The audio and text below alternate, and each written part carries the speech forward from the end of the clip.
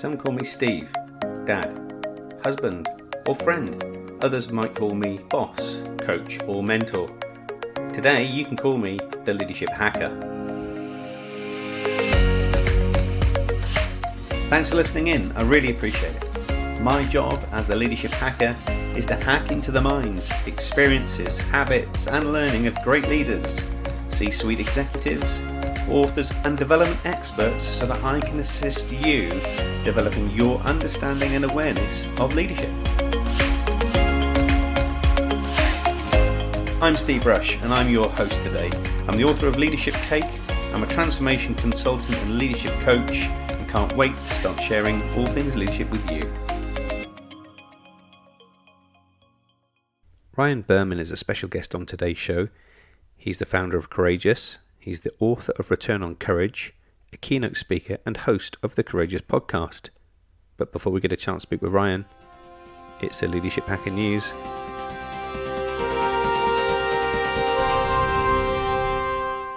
Courage is a prerequisite for truly great leadership.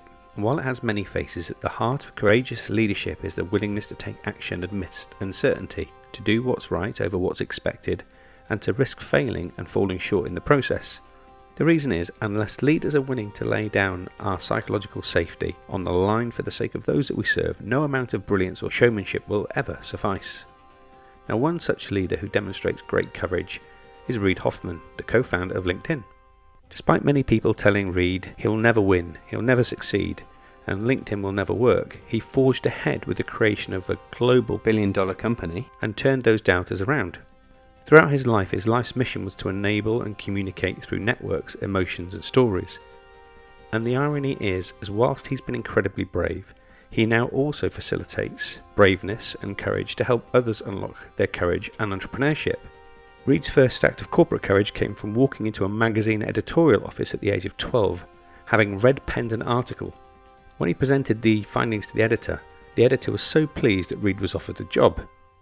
Throughout his life he took a view of seeking out people not like him but who were opposed to him, and when studying at Oxford at a time where Apple's stock price had plummeted, he was able to invest a small amount of money in Apple and at the same time launch a new product that he called socialnet.com in 1996. He started out as a dating site also connecting sports clubs and friends, and in parallel having launched an early version of a PDA called Palm Pilot, which is a mobile computing device, and having unintentionally attracted lots of eBay sellers, encouraged his investors to pivot. He encountered fierce opposition from them as this was not their target market. Despite this, he encouraged them all to be courageous and pivot entirely away from the mobile device but focusing in entirely on payments using an early version which has later become PayPal. This was a courageous move as he had to convince eBay not to drive them off the platform as they had their own payment system, Visa to withhold the payments and not shut them down, and he also had to persuade the federal government that he wasn't a bank, and this resulted in true disruption of an industry that was very established and very heavily regulated at the time. Faced with being sued by the Fed for money laundering, Reid met with them and challenged their whole way of operating and asked them crazy questions such as, what defines a bank? Which subsequently led to the way that banking license reform played out across the world. PayPal became such a force, the only way that eBay could control PayPal was to buy them. When he first went to his well-established entrepreneurial friend network with the idea of LinkedIn, most said it would never work. Why would I allow access to my well-established network? He managed to convince 20 of his friends to sign up on the service and described the process like throwing himself off a cliff and assembling the airplane on the way down, building as he learned and as it developed. Now a multi-billionaire in his own right, known as the startup whisperer of the Silicon Valley, he has made early investments against the status quo, showing courage where others didn't have the conviction, including in investments such as Facebook, YouTube, Yelp, Flickr. He's now a partner at Greylock, essentially a venture capital firm, which in its own right is now worth over $10 billion and whose portfolio includes companies such as Airbnb, Instagram, Dropbox, Pandora and Workday. His premise for all his investments is clear and it follows a very simple 5-step process. 1. Does it solve a problem that people don't know they have? 2. Is it transformational and disruptive? 3. Is it a great scale mission? 4. Does it have an interesting application that can help the consumer? And 5. Will it create world-class entrepreneurs? So when you ask the question, what was it that sets Reed apart from others? The answer lay with action and a lack of fear of failing. That's been a Leadership Hacker News. If you have any insights, information that you'd like to share with our listeners, please get in touch. We've got a very courageous guy on our show today. Ryan Berman is the founder of Courageous, which is a business change consultancy. He's also a speaker, podcast host of the Courageous podcast, and author of the book Return on Courage. Ryan, welcome to the Leadership Hacker podcast. Hey, man. Thanks for having me. How are you? I'm really good. Delighted that you're with us today. For folk that are not familiar with your work and what you do at Courage, just tell us a little bit about the backstory as to kind of how you've arrived at doing what you're doing now. Yeah, let me start by doing what you shouldn't do. I'm going to correct you out of the gate that I don't actually know if I'm courageous. You know, I'm a compensated observationalist, meaning I've been able to get quiet and go around the country and here in the States and interview people who are courageous and try to sort of connect the dots on how they're doing it. And taking what I learned over 3 years of doing that has put me in a position to at least talk about what it takes for people to be courageous. It's funny, I met with Bob Iger, who was running Disney probably 6 months ago, and our books had come out and we swapped books.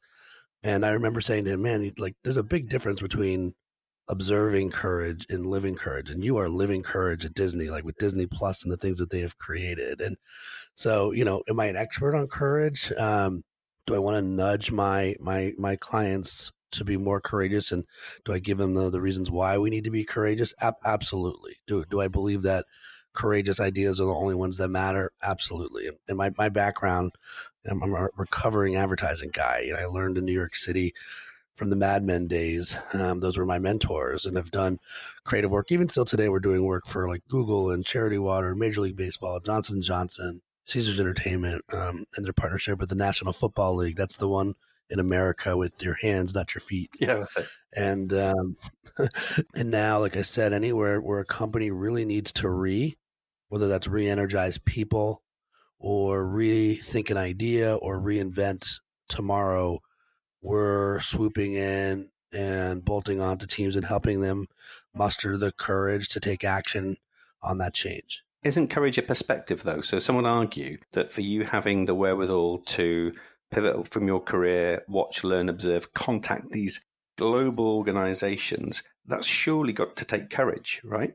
Yeah, and I think it's a little bit of a, to your point, it's a relative thought, meaning, you know, and I'm a metaphor guy, so forgive me that I'm going to speak in metaphor today, but imagine you're a skier and we get you to the mountain, and some skiers are bunny slope people. Some skiers are jumping out of helicopters on the black diamonds or double black diamonds. And so I think, you know, the big takeaway is if I can't get you to the mountain, right? If there's no willingness to be courageous, and then I'm the wrong guy for you.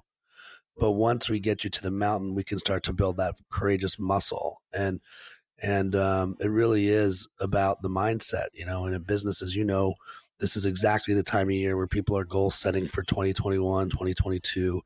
And what we usually do is we apply that skill set, like who can help me achieve this? And what's missing is the mettle and the mindset, that courageous mentality to get you over all those hurdles you're about to embark on if you take on a hard new task called change.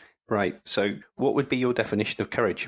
Yeah, you know, this is the question. This is the question that sent me down my own personal rabbit hole, because if you look at the dictionary definition of courage, it's the ability to do something that frightens one.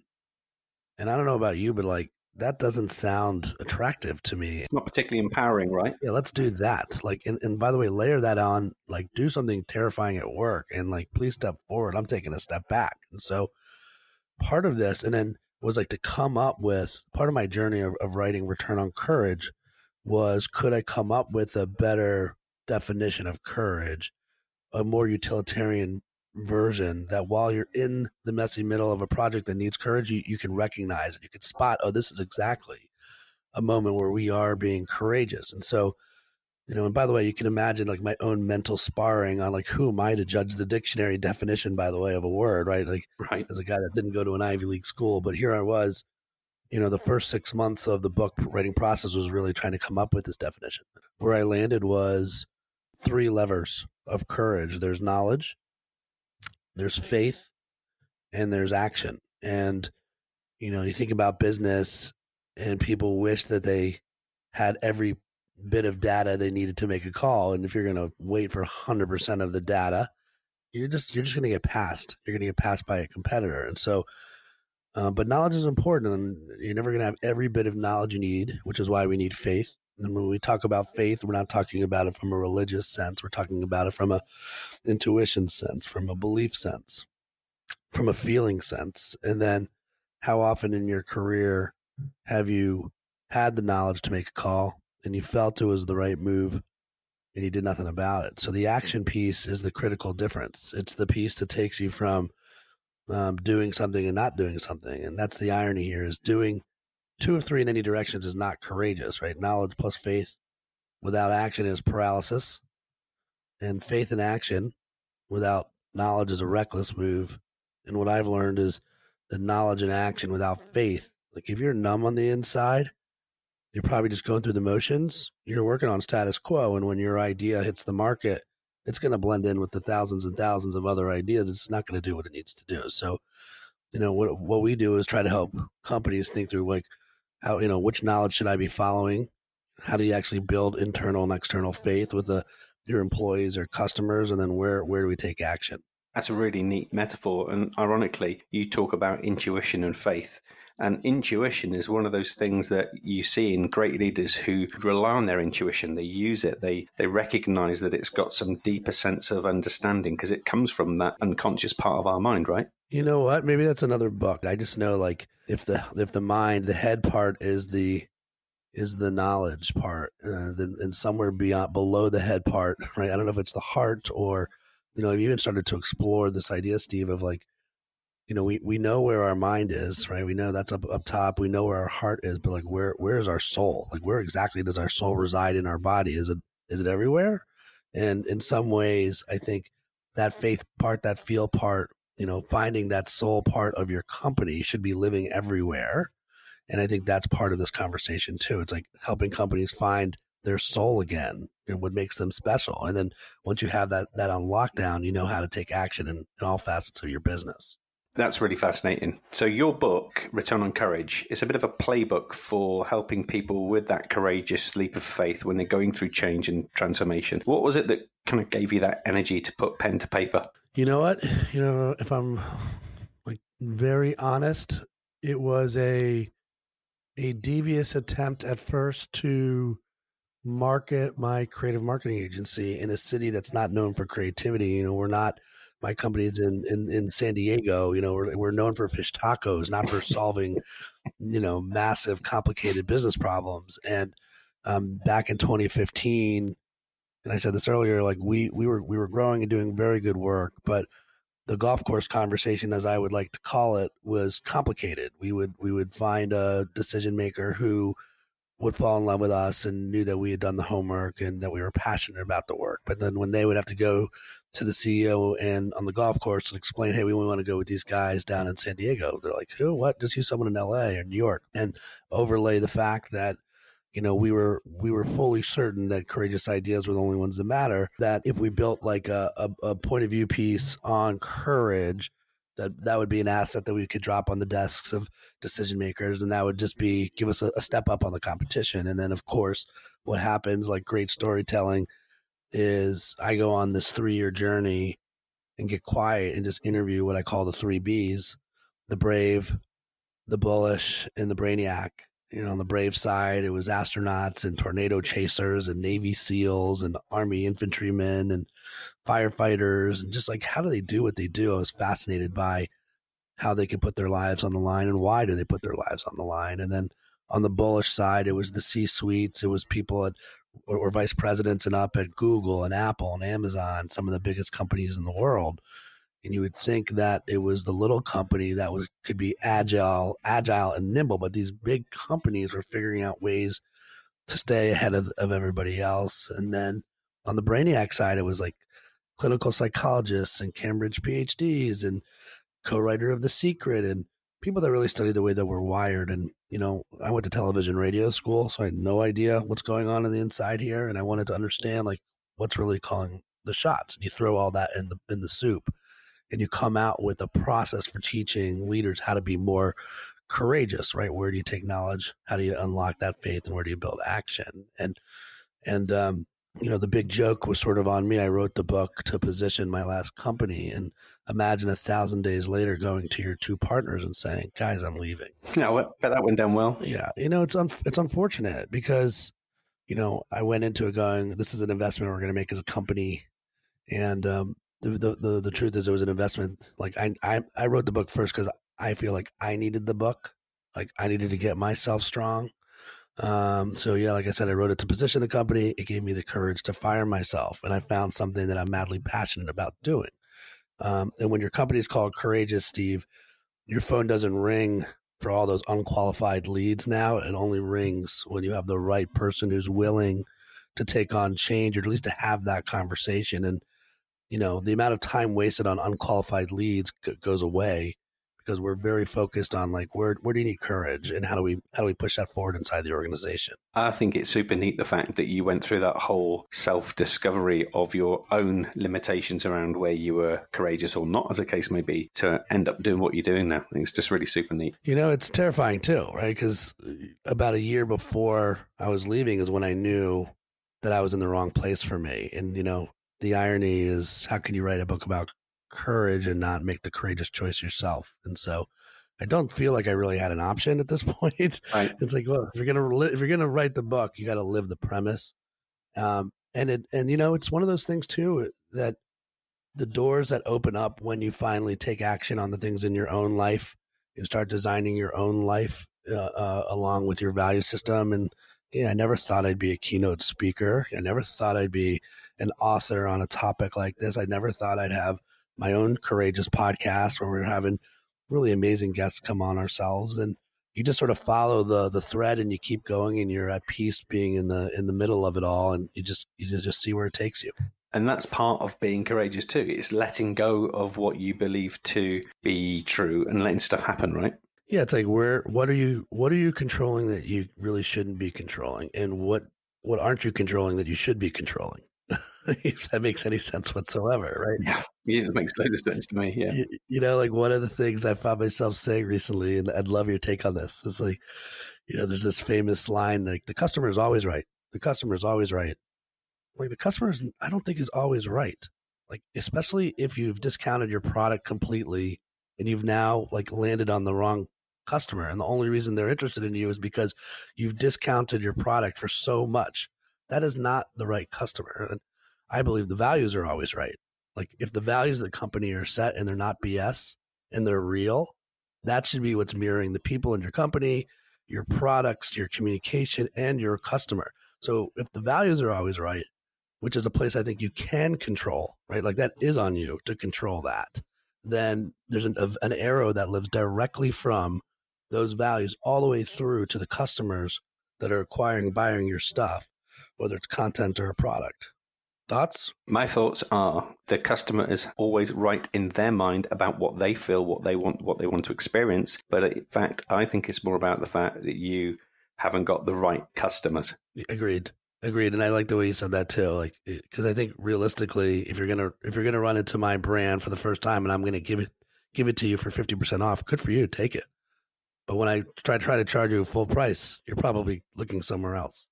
And then therefore they're the wrong customers. Correct. Because they don't see the value in what you're trying to do, right? Yeah. Got it. Now in your book, you have a question I want to put to you. I'm dying to find out the answer. The question was, what do an astronaut, a Navy SEAL, the co-founder of Method, the former VP of communications at Apple, and the president of Domino's all have in common? What is it? Wow. Okay. By the way, you're the first person to ever ask me this question.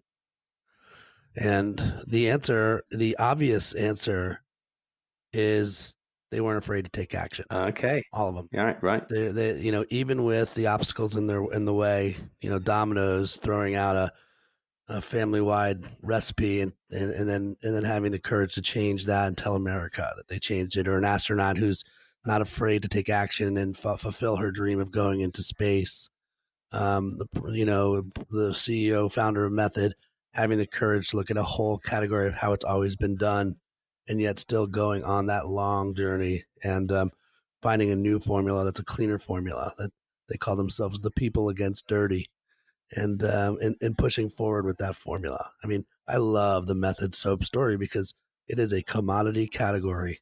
They found a way to make soap cool. Like people want to work for a soap company. How amazing is that? That's nice. That's really cool. The point is like if soap can do it, any category can do it, right? Like if you can make soap cool, right? Same thing with Domino's, right? I tried to pick commodity arenas. Domino's, right? This is cheese, this is sauce, this is dough. They've found a way to take their stock price from $3 to $300. Their return on courage just by changing the formula and then being vulnerable with America here, at least where it started, and saying, "Oh yes, we did. We changed everything from the crust up."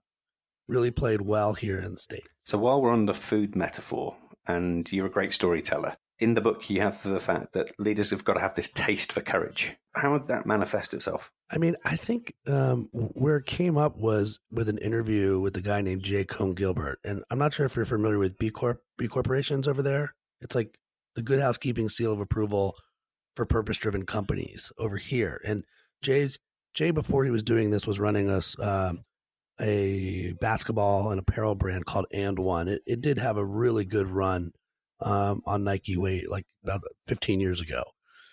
And the conversation was like, it's interesting because courage to me, this is Jay, and he goes, courage to me is it's not like a right in front of you thing. It's a peripheral thing because you're so focused on the day to day and you've just got so much on your plate. But if you just put the business on timeout for 1 minute, you recognize how central this concept of courage needs to be if you're going to win the long-term game. And that was it. It was like, how do you take this concept that sometimes isn't top of mind? It's this peripheral idea and start to bring it back to the top of mind. Because if this is the difference, and I truly believe that courage is a competitive advantage for any company who can unlock it. And when you look at the staggering statistics of how many companies are failing or dying off, it is absurd. You're going to have 9,000 brands that rattle on and off the Fortune 500 here in the next 6 decades. Yeah. And so I think of all things, it's knowing like, okay, this is a moment where we can be courageous and being overt about talking about like this is the opportunity with your team. Just love that. Really simple. And that's the premise, isn't it? It's around something that is innate and conscious, making that front of your mind so that it's really clear what action you do need to take. And I think that's the issue too. Like you probably have, like, even if you're, I mean, look, think about your listeners. Like if you've made it 18 minutes in here today and you're a curious soul and you want to be better, you want to be proactive at your work.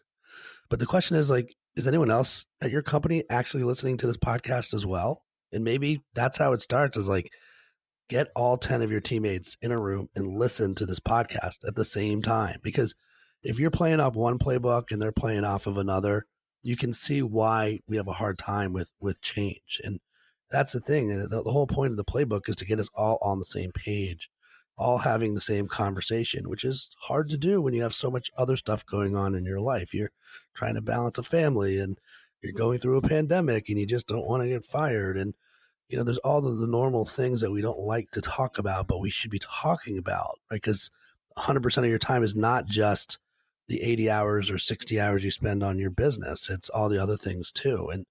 And I think the minute you bring context into the equation, then you can start to address, okay, we really don't have that much time. And if we're going to jump in front of somebody, let's make sure we give them our best shot, which is, again, I know I'm a broken record here, but why I feel so strongly about the courageous idea.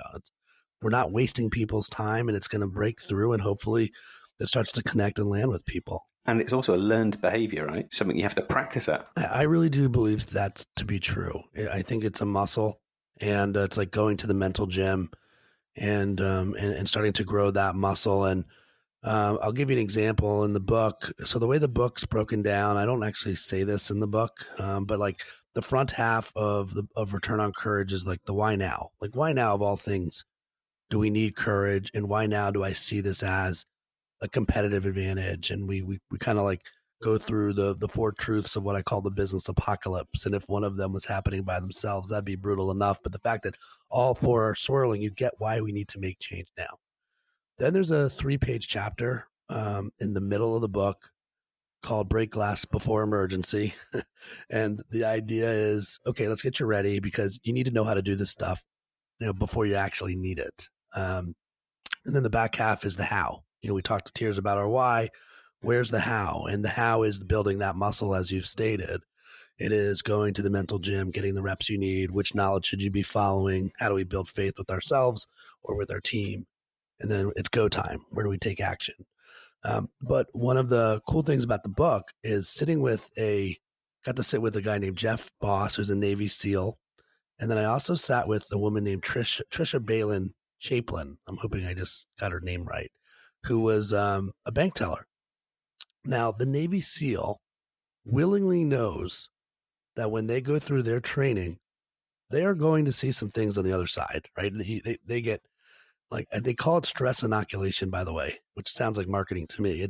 But basically, it's definitely marketing. Yeah, it's like you're going to see everything in training. So by the time you see live rounds in the real world, it won't feel the same. You'll be ready for it. And that higher purpose, all that training, you can see why a Navy SEAL would go through that for whatever reason that they do. Now, Trisha, as a bank teller, she wasn't looking to be bold or courageous. She was looking to get a job. And like the only way she gets the job is to pass the actual module, the training module on what happens if your bank gets robbed. And if you don't pass that module, guess what? You don't get a job. She's not looking to be a hero. So she and this is up in Canada. She goes through the module. She passes with flying colors. And wouldn't you know it, a year later, she gets robbed in the bank. And she follows the protocol to a T. And she tells me a story about, hey, let's not turn this into a homicide. And her body just takes over. The training takes over. And afterwards, when the robber leaves, she goes to the cage to her boss and she's like, I was just robbed. And they react. And she then sees their reaction and reacts off that, then finally breaks down and starts crying. But her body went into like autopilot, right? It went into the training that she had learned. And she doesn't see herself as courageous. She just sees herself as like, I was just doing my job and following what I was supposed to be doing. Same thing with Jeff Boss, the Navy SEAL. He goes, I don't see anything as I've done as courageous. I see it as a byproduct of the purpose I'm pursuing. And so there's a little bit of irony here, right? Like when you do things that are courageous over time, it feels less courageous the more you do it. And the fear of the unknown, as it becomes known, the fear goes away. And you do it again and again and again, and you really start to grow that muscle. And then you've seen that thing, and it makes it a little bit easier each time out. So that to me is the irony here is like, am I really being courageous? We're almost full circle back at the beginning of what we talked about. I've now like done some courageous things enough times. And I think you got to be careful because like you sound really pretentious being like, I'm courageous. But when you do those things, it makes it easier for you to try new things and keep pushing forward. I suspect it's also easier observed by others. So others will perceive courageous behavior in others easier than you might see it in yourself. Is that a fair observation? Yeah, I think so. And again, back to it's relative. Right. So what's courageous to you might not be courageous to me just by the experiences we've both been on. And that that Red Bull winged man, the guy jumps out of planes with no parachute, just the wingsuit, right? Like they've properly trained for that jump, right? They know what the weather looks like on that particular day, if it's going to minimize a little bit of the risk. And it's still courageous. But to somebody like me who has no training, that's a reckless move. That's not a courageous move. Mm-hmm. But to that person who's trained for it their whole lives, they understand the risk that comes with it. So given your vast watching observations and being courageous yourself, what do you say is the biggest blocker for individuals being courageous? I think by far it's just the action piece, because so many people, and this is just the way our minds are constructed, right? We have this thing that's calling all of the shots inside your mind, in your body, called your central nervous system, right? And that doesn't exactly just come up in normal conversations now, does it? Or you're like, Hi, honey, how's your central nervous system feeling today? Or did you see the game last night? Man, their central nervous system wasn't even there. And I mean, when you break that term down, central at the core of you, system, you're an operating system, you're a computer. And right there in the middle is nervousness. Your standard operating system is nervousness, and it's designed to keep you safe, but it's sending up signals saying, don't do that, don't suggest that, don't try that, here's why. And it's doing exactly what it's supposed to do. But it's a system that's been around a little bit, and we really haven't evolved at the level that we thought we could. So the whole idea is, how do you help people develop what I call a central courage system? Like, if I could help you develop that muscle, develop that central courage system to combat what your central nervous system's trying to do, it will give you the tools to try and to take action and to start off with maybe a little experiments. And then as those little experiments work, then you turn them into bigger experiments. And you can do that even at work. And so it's recognizing first, because it's hard to be courageous if you don't recognize a courageous opportunity. Spot that opportunity first, put resources towards it, make a psychological safe arena for your team to play in, and then get that central courage system going and explore a little bit, experiment a little bit. The next part of the show is where I get to turn the leadership lens on you. And this is where you now have to get a bit more courageous, because I'm going to be tapping into your leadership mind. First thing I'd like to explore with you, Ryan, is if you were going to give some advice or tips, what would be your top 3 leadership hacks? Wow. Okay. I think the number one hack by far is to really get to know your personal core values and treat yourself like a business. And if you can't rattle off your own personal core values, and Steve, permission granted, like to have your guests email me at ryanberman@couragebrands.com. I will send you the values assessment. And it's not lame or anything like that. I'm not asking for anything from you. But like, we spend all this time scrolling social media now, and I wish we'd spend more time scrolling ourselves. And so I would get really clear, crystal clear of your top 4 personal core values. I'd put them in the order that they matter most, and I would start making decisions based off of those values. And I think that leads me to the second hack, because once you have that level of clarity, you've got to find tools to operationalize those values. One of the things I still do today is I've changed all of my alarms on my cell phone. I've got like multiple alarms, but the labels that come up are messages or affirmations that I need to see throughout the day, just to make sure I'm like abiding by what I believe in. And I know that sounds silly to be like, well, if you really believe in it, you don't need a message. But it's just important, like, start my day off seeing what I need to see, right, to stay on, like, focused and on the straight and narrow. So, you know, my core values, first thing I see in the morning when my alarm goes off are the values. Or sometimes I'll see build strong central courage systems. And it just keeps me focused on the things I need to do.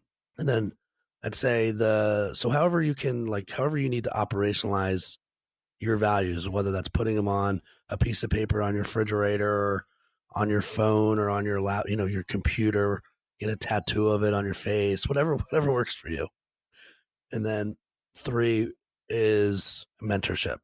Find a mentor. And that's nothing to do with age. Maybe your mentor is younger than you.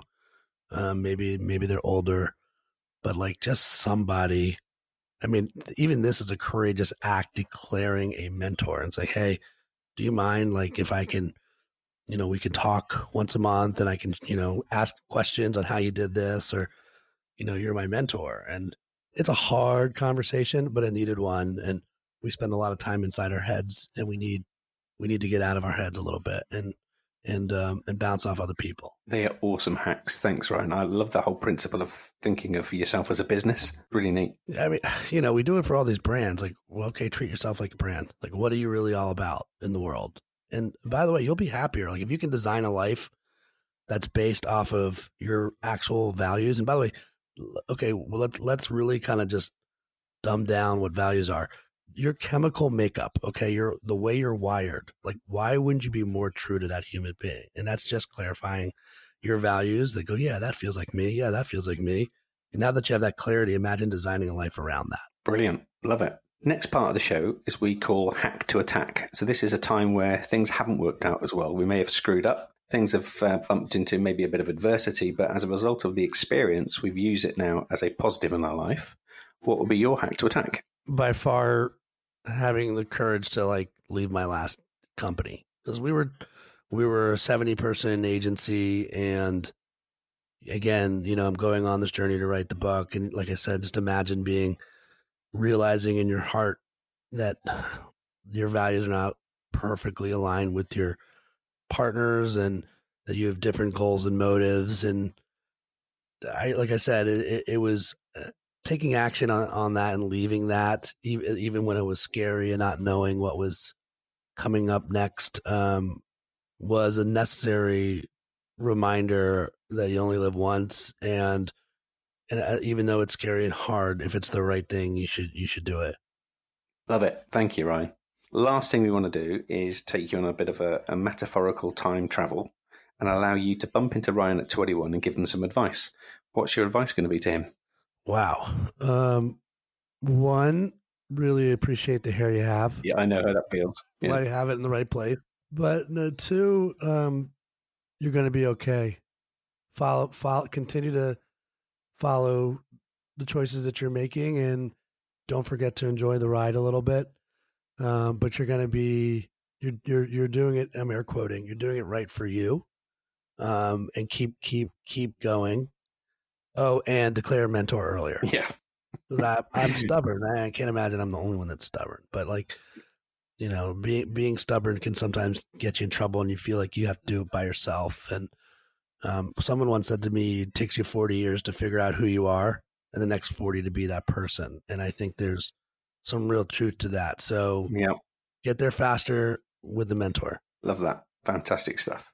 Now, for folk listening to us today talk, how can they get hold of a little bit more information about you, the work that you do with Courageous? And also, it'd be rude of me not to help promote your Courageous brand as well while we're here. So, how can we kind of get people some more visibility about what you do? Well, first of all, Steve, if people are listening to you on the regular, they already know that I feel the same about you as they do. Like when we talked for the first time, it was so easy. And we both weren't afraid to share our own stories. And so I really do love what you're doing. And the fact that... Thank you, man. I appreciate that. Guests are still... And you and I are going to find a way to work together on something. I don't know what it is yet, but there'll be some opportunity. If you want more on me, like I said, couragebrands.com is a good place to start. If you're ready to really go to the playbook, that would be returnoncourage.com. Or just email me.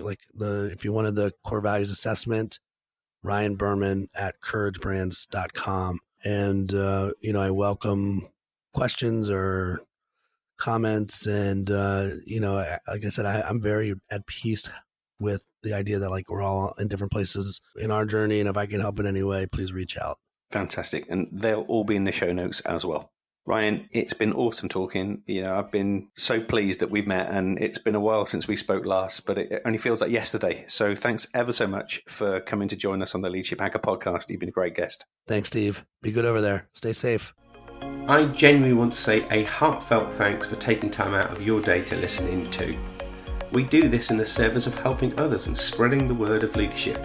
Without you listening in, there would be no show. So please subscribe now if you haven't done so already. Share this podcast with your communities and network and help us develop a community and a tribe of leadership hackers. And finally, if you'd like me to work with your senior team, your leadership community, keynote an event, or you would like to sponsor an episode, please connect with us via our social media. And you can do that by following and liking our pages on Twitter and Facebook. Our handle there is @leadershiphacker. Instagram, you can find us there at @the_leadership_hacker, and at YouTube, we're just Leadership Hacker. So that's me signing off. I'm Steve Rush, and I've been the Leadership Hacker.